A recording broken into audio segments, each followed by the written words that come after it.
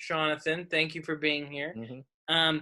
You started in Buffalo, or you started in New York City? Buffalo. Okay.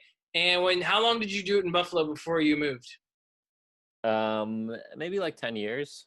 Okay. So in those 10 years, I'm sure Buffalo, I started in Pittsburgh, very similar. You get a lot of sort of the fire hall shows. Did you do a lot of those? Oh, of course, baby. Yeah. Did you like them? Some of them, Yeah. they're a little overhated. I think they're better than some people think, but they can go, terribly. They can go terribly. But it's funny because I think there are a lot of people maybe from the city or, who only have done comedy in LA or in New York City that don't realize that people do shows in places that aren't necessarily meant for comedy a lot. Sometimes it's the only places comedians work when they're not in the bigger cities. Right. To your recollection, do you have any good show stories or horror stories from places where there weren't supposed to be a show? Like just from the Jump Street, you're like, there's no way we should be having a show here. Just from the Jump Street. Yeah, let's do. We'll get into it. I once. Are you okay? Are you okay, Colin? You could have just moved on. Like a normal person would have just moved past my stumbling. No, it was good. Not only did you repeated it back to me. It's so upsetting. That's okay. I mean, I do that out of love. I do that all the time. My brain hardly works anymore during quarantine, so I'm just saying things that are half words. So okay. I recognize it. I get what you were saying. Thanks, man. You're welcome. Thanks for still drawing attention to it. Of course. So, anyway, from the Jump Street, let me tell you what happened here. I did a show one time at this place. It's called Job Corps. I did a little Google before we set this baby up, or while we were setting it up. I was making you wait for me, and so it's this place. They do career training programs, right? But it's like for people who are like getting out of jail, just got out of jail, So anyway, we the perfect comedy audience. Of course. So we did a show, and it was in a like gymatorium, where it's kind of like half auditorium, half gym, which was in my rider. And so we go there, and it's like maybe like 100 kids who I would say between the ages of 15, 24. That's the age range. It was children? Yes. I thought it'd be like inmates. No, it was a little old. I mean, maybe like 16. It was like young adults, 16 to 24, I'd say, from my memory. Oh my God. The lineup was me, Matt Bergman, and Josh Potter, all very wafy white dudes. Yep. Right. And I would say it was like a mixed ethnicity, but less white, Yeah. And call it an urban crowd.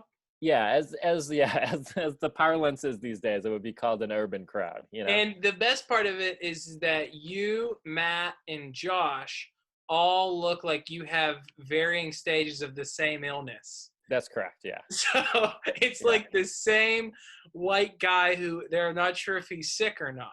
Yeah, it's not just, exactly. We're not it's not a different collection of white guy. It's three similar white guys, all coming out skinny, balding, can't see very well. I mean, we're all just at the top of our game. You're essentially the white impression that every black comic does. Yes, correct. Yeah. Wow. So we go there. Show's about to start. I'm trying to think of. There's a lot of great. Like we knew the show was going to be bad going into it. A show is going to be bad when you ask to use the bathroom before the show, and the guy's like, I got to walk you to the bathroom to unlock the bathroom. Because like, if we leave the bathroom unlocked, like they just like the people who are staying there will just like fuck up the bathroom. Oh my God, man. Yeah. So And I remember at some point we asked for water, and they're like, "We don't have water." I'm like, "You don't have water here? Like, what kind of place you don't have any water?" Um, and Go to the sink. yeah, Like, just go get some cups. it was very confusing. Like, So how did this? First of all, two questions before you mhm. continue. How long had you been doing comedy when you done this gig? I would say maybe like I'm gonna say between 3 and 6 years, like Okay. enough that here's the thing, I think in my memory I was doing 15 to 30, somewhere around there, which Okay. I could probably do if it was a good audience. If it was a good Right. audience into me, looking back, it would have been stuff I loved, but it would have been okay. But in terms of an adversarial crowd, I couldn't have done that time. So, and by adversarial crowd, you mean 16 to 24-year-old young adults who are in essentially a scared straight program? Yes. Yep. Okay. Yeah. So, yeah. All That's a right. good And way to then, think of it. Yeah. It's like it was yeah. like a scared straight program, and they were probably kind of like they get maybe an event a week or something, and they're Oh like, "Hey, my we got," God. you know what I'm saying? And they're like, "Hey, we got comedians," and they were just like, like we keep coming out, and they're like, "Fuck these white losers,"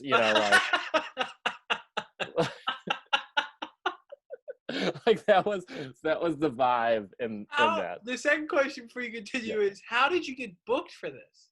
I don't know. I think it was one of those things one of the comedians found on like Gig Salad or something, Ugh.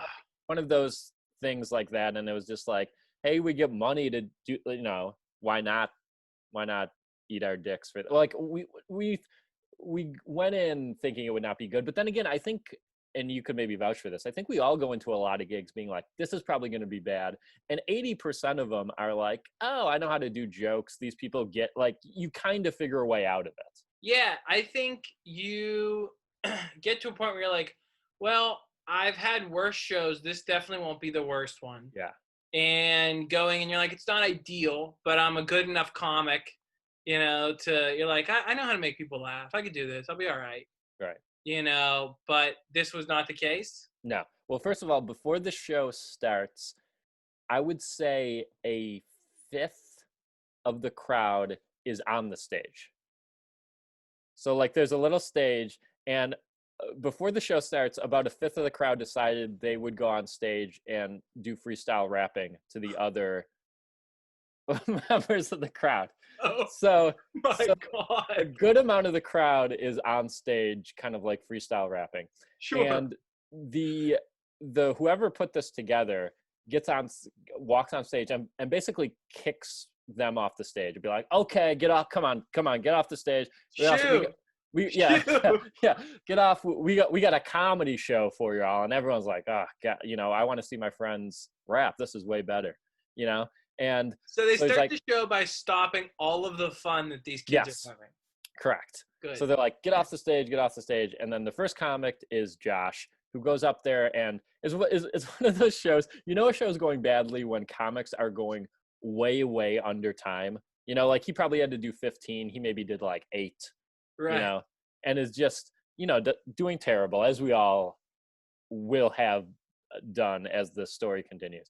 So he does terrible, and then he goes, all right, we got another comedian coming up. So I come on stage, and immediately upon seeing me, their hopes are dashed. Do you know what I'm saying? Like, because they could have thought like, oh, this is the first guy, we're not into him, but then there's gonna, they know how shows work. There's gonna be someone else after this, and Right. it's gonna be someone we like.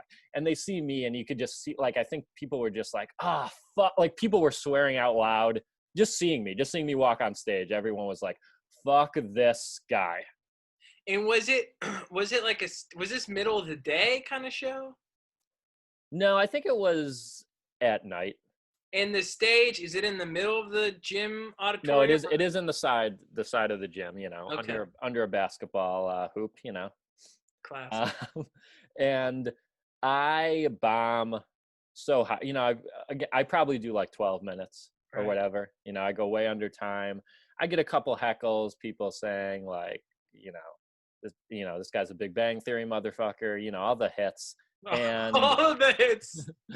Oh God. And then I remember my friend Matt goes on to close. He's bombing. I remember specifically there was someone in front of him, like a front row was like, this guy was arms crossed. And I remember he just pointing to my friend who's closing the show and goes like, just a horrible heck. One of the worst heckles I've ever heard, where he just arms crossed goes, dude, no one's having a good time.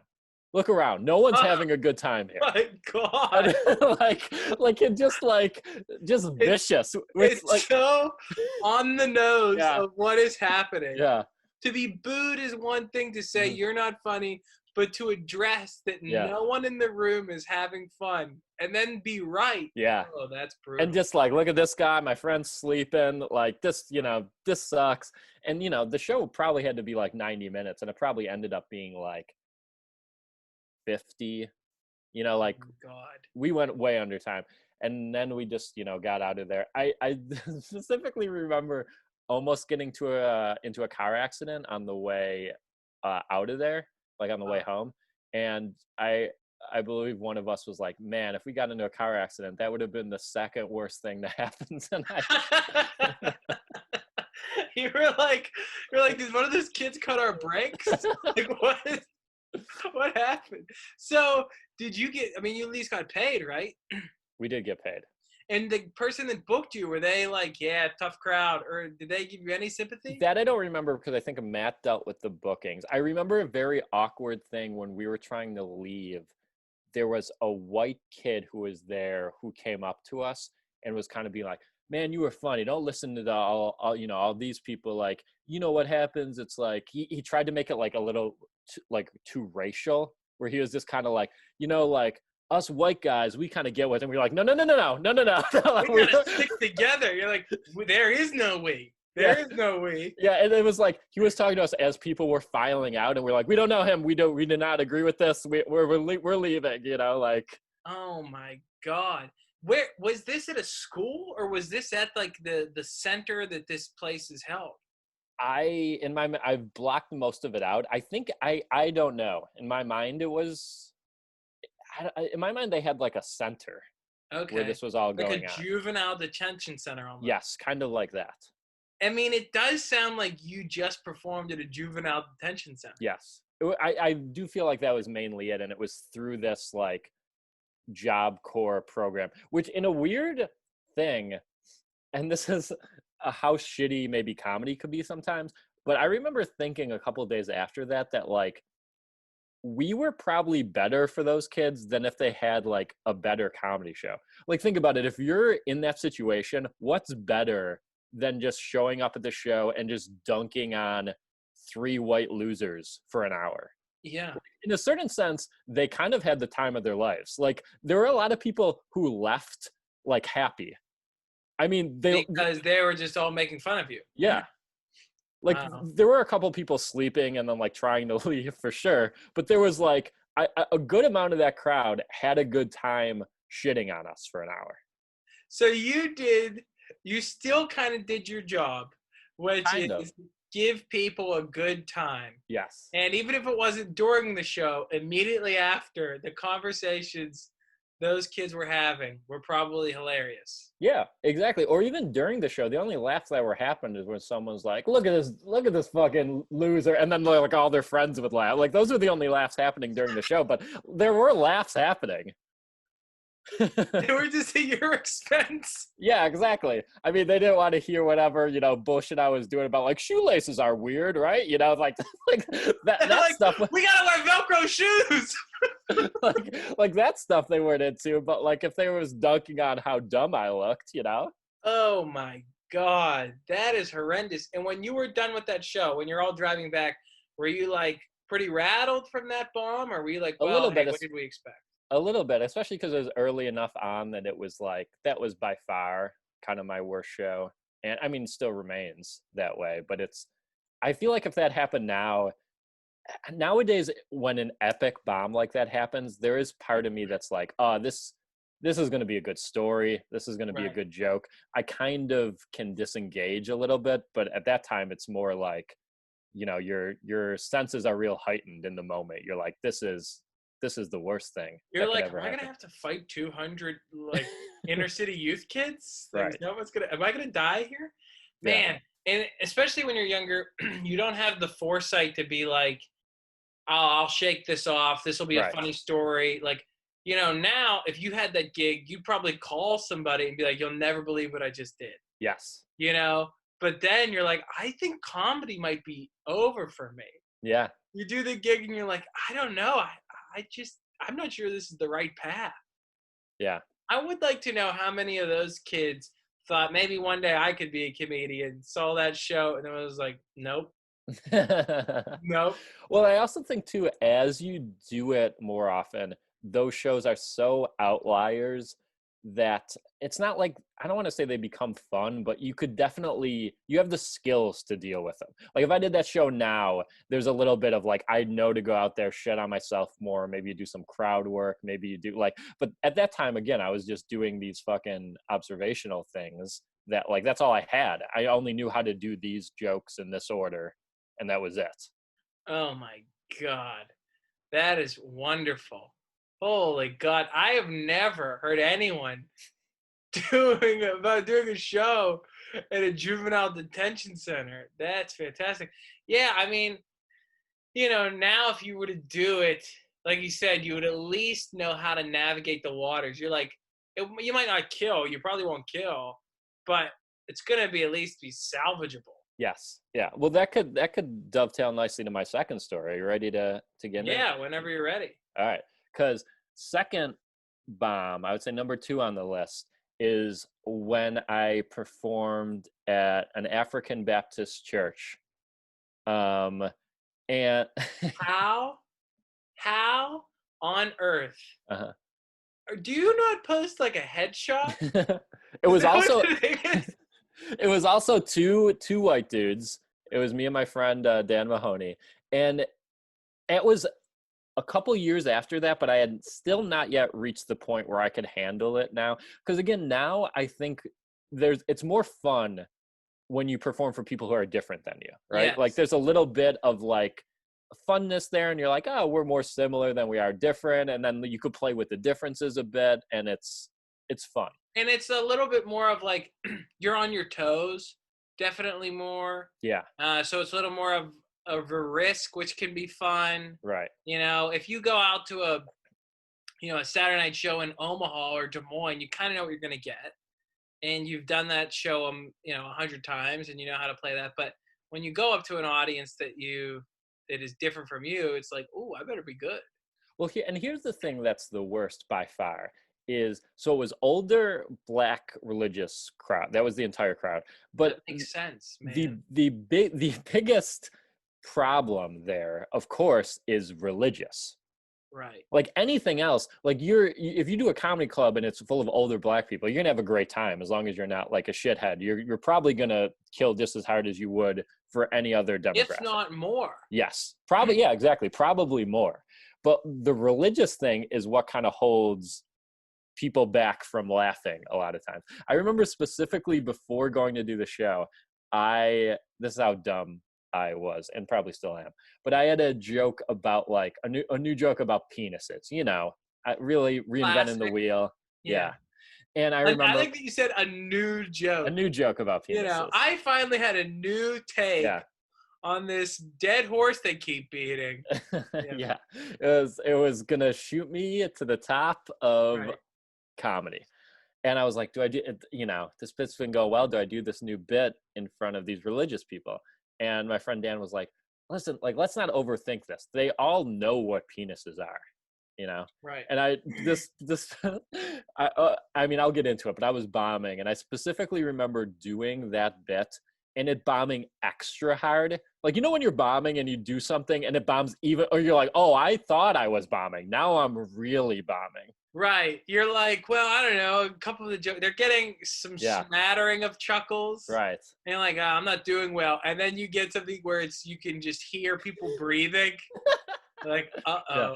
Well, in that case, I heard my friend just laughing in the back of like, oh, well, that didn't work. So you do the joke.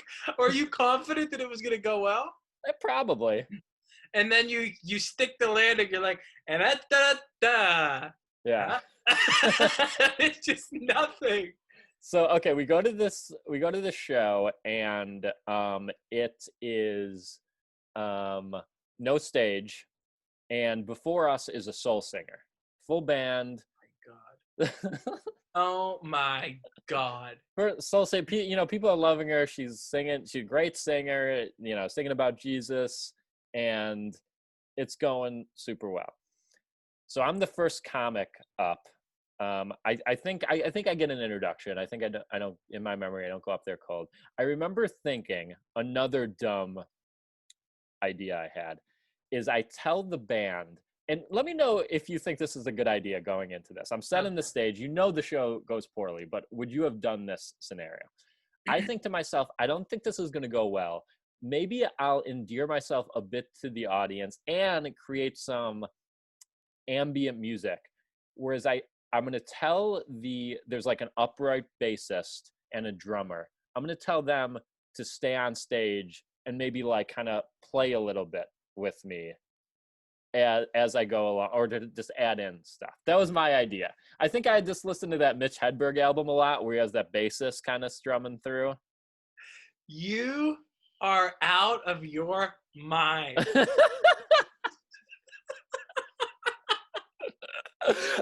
In retrospect, it's a bad idea.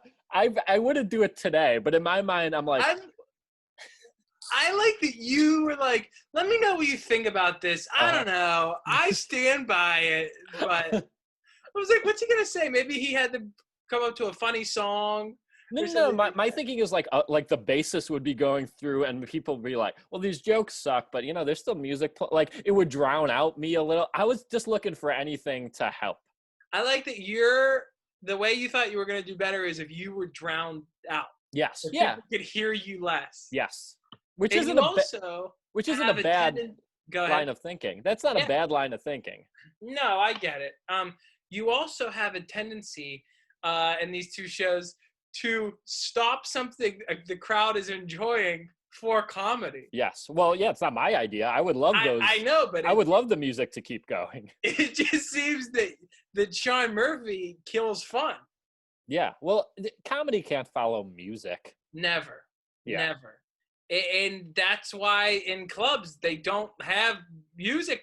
They don't have like, if there is a music and a comedian, the comedian always goes first. Yeah. Right. And even then, sometimes they can't do well. Because the people are expecting music. Yeah. And music is so different from comedy because you don't have to really pay attention. It's kind of fun. You can sing along. It doesn't have any political views. Like, it doesn't have any really brilliant jokes about penises. Yeah. I mean, it's rare that there's great penis observations in music. Its biggest downfall. That's what people always complain about jazz. They're like, I don't know. I mean, it's sophisticated, but I haven't really heard any good takes on the penis yet. Exactly. That's why it's a struggling art form. Okay. So how in God's name did you get booked at an African Baptist church? I don't know. Again, it was a friend called me up, said, you want to do this gig? And I said, yeah, of course I do. I'm dumb. Of course, any gig. Yeah. Okay. So I followed the soul singer. I bombed so hard. This is how hard I bombed. So the bassist at a certain point quits and walks away. All right. During my set. While he's on stage with you. Yeah, he just stops. He walks away. The drummer stays on stage and he starts giving me rim shots during my failed jokes. Which you're kind of asking for by having him be on the stage anyway. Yes, but I did not think that through enough. Okay. So I'm telling jokes and I'm going, and it's and the penis is like blah, and it's like silence and bum, and then that's starting to get laughs. Oh. Right. So then at a certain point, the drummer stops. The drummer quits. So I've now the only guy killing was the drummer, and I've bored him. He's bored of killing off of my bad jokes. He's like, I don't care how hard this is killing. I don't want to be a part of it anymore. Right. So he walks off stage. So now it's just me, and I'm bombing. I probably do way less time. And my friend Dan gets on stage. Now, my friend Dan is kind of lucky in the sense, because his bomb story is even better, but I'm going to tell a bit of it here. He's maybe 5 minutes into his set. So I'm going to say I was supposed to do 15. I probably did 8. And he was supposed to do probably 30. So he's 5 to 10 minutes into his set. Soul Singer comes back into the room crying. So he goes, Okay. he goes, what's, everyone's kind of like considering, goes, what's the matter? Are you okay? And she goes, no, I'm not okay. I just found out Whitney Houston died. And So immediately everyone takes out their phones and people are crying in the audience. So a portion of the audience is pretty much everyone's on their phone. And I would say like 20% are like crying. They're like hugging each other. oh my God. They're holding each other. And my friend doesn't know, what do you do when a fourth of the audience is crying during your, Right. like, how do you, so I remember at some point he goes like, wow, Whitney Houston, that's a shame. I mean, I don't know I don't have any jokes for that. And someone in the back of the room goes, you better not. Oh my God. And I remember he did the classic comedy thing, which you got to do in that situation, is you get very serious and for like 40 seconds and just end the show. So he goes like, hey, I want to thank all of you guys for having us. This is a great cause. Give it up for yourselves. What a great, so happy to be here. Hope you raise all the money you need. Thanks so much. I'll see you guys later. Thanks for having us. So then we end the show super early. And, we're just kind of milling about, waiting to get paid. People are crying. God. So this is insane. So not only have you, they're not having a good time. Now Whitney Houston is dead. Mhm. They're having a worse time. Yeah. You still haven't gotten paid? Yeah, so we wait probably like 10, 15 minutes. We have some of the food. We're just milling about like, we got to get out of here. Because Right. as soon as you bomb, as every comedian knows, you want to leave the scene of the crime. Right. That's the thing you want to do, like, as soon as you can. You want to Yeah. get out of there. And so we got to mill around a bit. And just to add insult to injury, the drummer and bassist come up to me and they're live streaming to like their Facebook or something. And so the guy kind of puts his arm around me. He kind of puts the camera on me and goes, yo, you guys, if you're looking for comedians, you got to book these two guys. They do this crazy thing where they come to a show and they like tell shitty jokes, and then it makes the audience like laugh at them because they're so bad. Like, it's so funny. He kind of thought we were being ironically bad. He was like, they're kind of doing like an Andy Kaufman thing. And he was very into it. He's like, these guys are great at being the worst comedians ever. Like, if you guys want to see the worst comedians ever, because he thought we were like it on it. He's like, these guys, they write like the worst jokes you've ever heard in your life. And then like, you could laugh at how bad it is. You got to see these guys. That's how brilliant they are. Yeah. Oh my! It's like an Amazing Jonathan thing. Where it's like the trick is failing, and you're like, get it? Because it's stupid. Oh my God! Did you correct him? No, of course not. You were just like, thanks, man. Yeah. That really gets me. Yeah. I'm just doing it for the art. And it's rough because like, we're waiting to get paid, so we just got to eat this guy dunking on us and just live in the lie until we wait to get paid. So we're just sitting there like, yeah, we tried to do bad job. That's what we do. All right, thank you. And then he was just like laying into us with quote unquote compliments of like, yo, I'm telling you guys, look these guys up. They are bad. But they know it. That's what I like about them. They know how bad they are. Oh my God. So you're just hanging out, and then finally someone comes over and pays you, and you can get out of there. Yeah, and maybe the coup de grace is that this church. I had a job at a bank, and it was right across the street from this church. So for the next like 2 years, every Monday through Friday, I pull into the same parking lot and just look just at the fucking building where I just ate like every day. I couldn't forget about it. Every day I was reminded. It's just a constant, reminder. Oh my God. And people are like going into church like, there he is. We didn't get it in the moment, but the bass player explained it to us. Yeah. Funny stuff. Funny stuff. Were you like, I might have to get a new job. I'm gonna have to ask for a transfer so I don't kill myself one day coming into work. Like imagine going to work every day and just the place you bombed the hardest was right across the street every day. Yeah.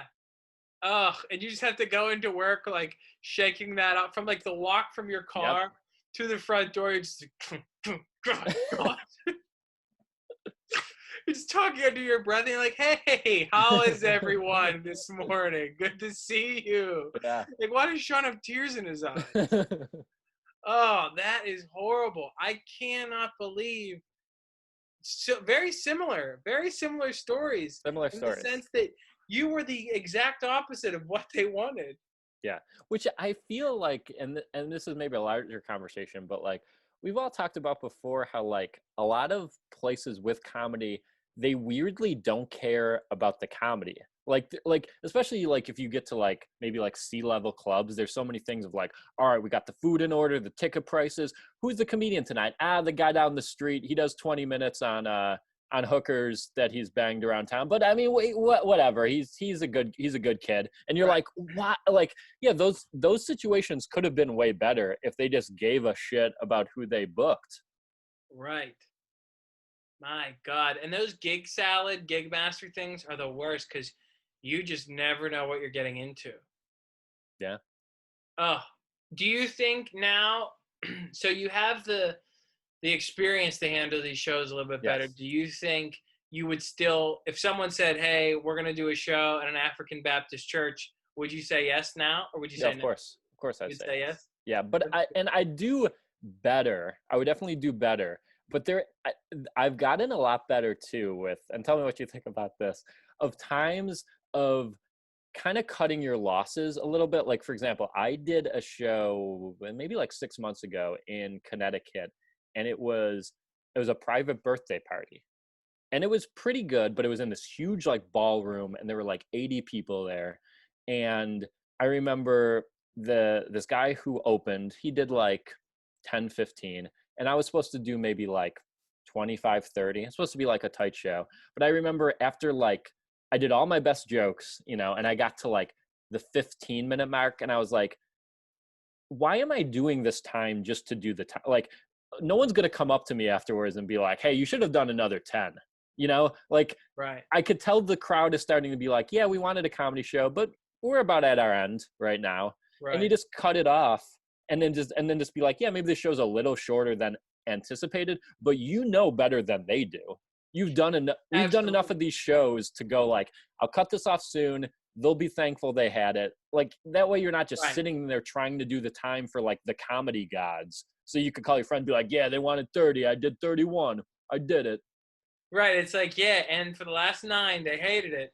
You know, you have to just know when enough is enough and get out while they still like you. Yeah. Yeah. Or even just while they still like themselves.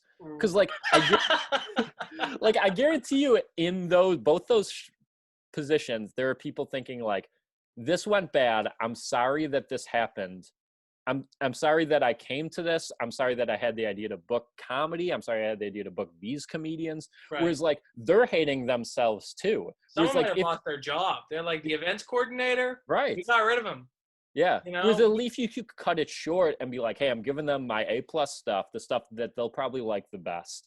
That's, clean or whatever is good for this scenario. And you make it short where they go like, oh yeah, that comedy, maybe we won't do it next year, but it was fine. Yeah, it didn't ruin the night. Yeah, that's fantastic. Murph, thank you for doing this. I really appreciate it. Yeah, thank you for having me. Please tell people where to find you on social media and where to find you. Have a good podcast. Please tell people about it. I will. It's It's called The Jump Street. No, I am kidding. Callbacks. We will edit that in post. It's called In the Hunt. It's about the Buffalo Bills. So if you like them, I'm sorry, and listen to our dumb podcast about them. And yeah, social media, Shaun Murphy. I am Shaun Murphy. Shaun spelled Shaun. And yeah, that's it. Thanks for having me. And you run a great show on first Monday, right? Second Monday of every month at New York Comedy Club. It's called Good Bits. And when comedy returns sometime in the winter of 2020, I'll be there. Wow, that's your projection. No, not really. Well, thanks, man. I'm glad we can leave it on a light note. Hey, you got it. Appreciate it.